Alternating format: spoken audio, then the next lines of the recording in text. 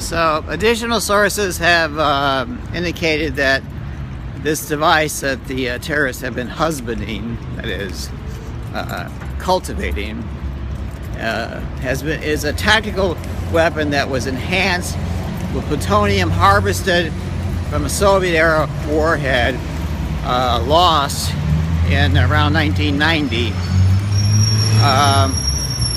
They expect the yield is well, approximately 1 megaton if it works, which technical experts and other intelligence services believe it will work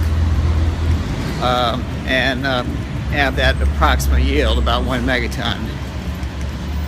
Additionally, they well, the consensus is amongst people I am in contact with that they plan to deliver the device via a missile, code name, well, NATO designated Gauntlet. I don't know what the range is. They believe that well, the consensus is that they'll use some kind of bomber, Soviet-era bomber, possibly the backfire bomber. I don't know. And they'll use they'll put the missile like it was an external fuel tank. It'll be some sort of like camouflage, and it won't be easily to determine that there is a missile there. They'll have a shell around it. I've been hearing repeated references to egg, shell, stuff like that. A lot of chatter about that.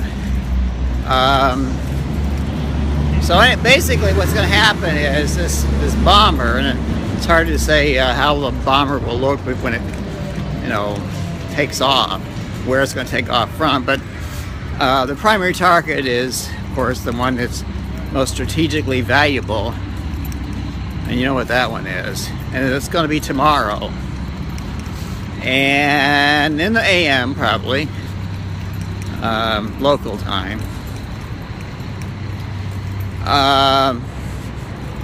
So basically they'll, at the point when they figure they can deliver the weapon close enough to the target to cause damage to the target, possibly catastrophic damage, they'll fire the missile,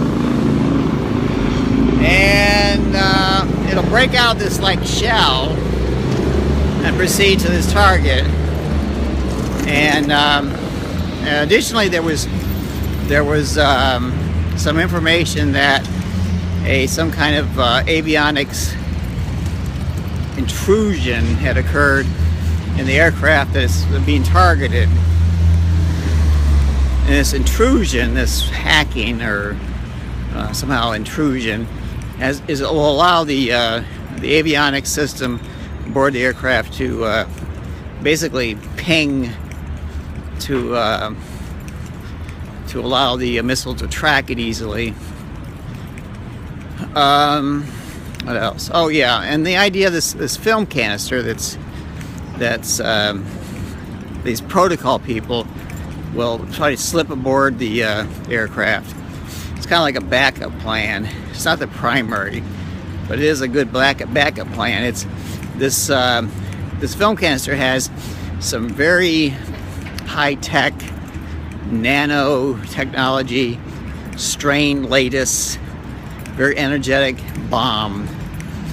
And if they slip it aboard the aircraft, the film canister will be marked undeveloped film, and it'll be placed in a protected bag, like a diplomatic pouch, and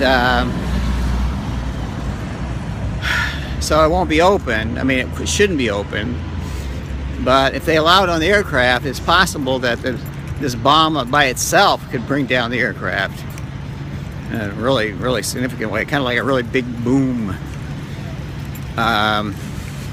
So you can just think about the aircraft's getting ready to land, it's circling the airfield, and all of a sudden this big boom blows the fucking plane to smithereens, all all in front of the film crews. So that happens, that'll be a bad thing. But that's kind of like the last minute kind of thing.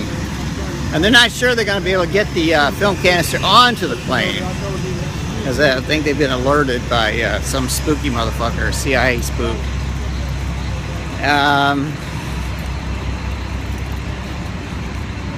But I think, but they really are trying to kind of like envision themselves knocking the primary target, the aircraft, out of the sky with a nuke. Use a missile, fire it toward the aircraft, get close enough to the aircraft, detonate the nuke, down goes the aircraft in flames. News at 11. This is Operations Officer Windfall. I'm getting tired of this shit. Seriously, I swear to God, I'm getting tired of this shit.